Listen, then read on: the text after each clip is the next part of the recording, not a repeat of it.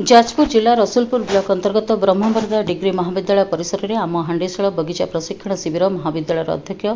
महेश्वर पाढ़ी सभापतित्व अनुष्ठित हो जाइछि।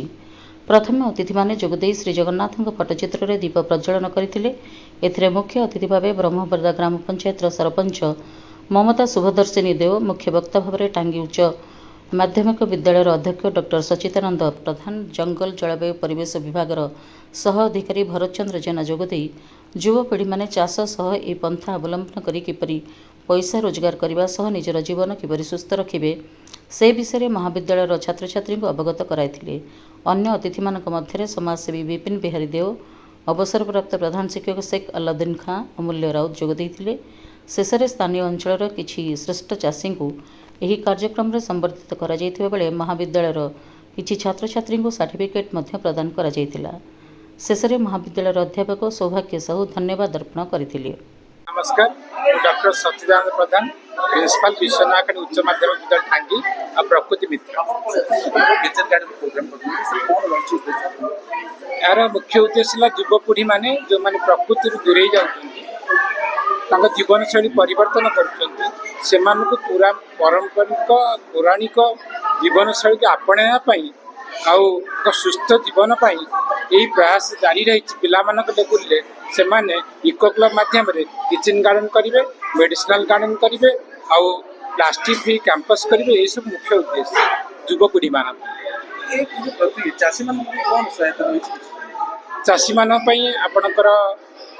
कृषि विभाग हॉर्टिकल्चर तरफ तालीम रही सैंक्शन रही जोटा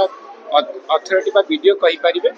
कि अच्छी सब स्कीम आमर मध्य स्कीम रे सैंक्शन अच्छी इको क्लब जो केंद्र सरकार तरफ एक कार्यक्रम पैसा अनुदान दिया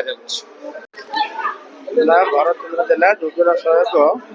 परिवेश शिक्षा केंद्र राज्य जंगल परिवेश जलवायु परिवर्तन विभाग आज जो हांडीशाला बगीचा कराया गुरुत्वपूर्ण जिनस आज आम केंद्र सरकार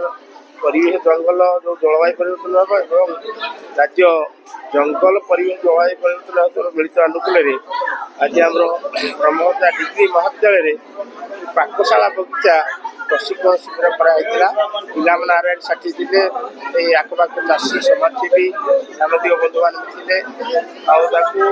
किचन गार्डन विशेष पिला आगामी भल केमी आम सुस्थवान जीवन यापन करवा पैसा रोजगार करवा सब अर्थनीति बढ़ेब ओडिशा देश प्रगति में सामिल हे सुस्थवान जीवन यापन करेंगे दीर्घा हे और राज्य इको क्लब जो गठन कर 15,000 इको क्लब से पिलामी भल परिवेश शिक्षा पाइबे आम राज्य जंगल परिवेश विभाग तरफ वर्ष तमाम काम करा हुए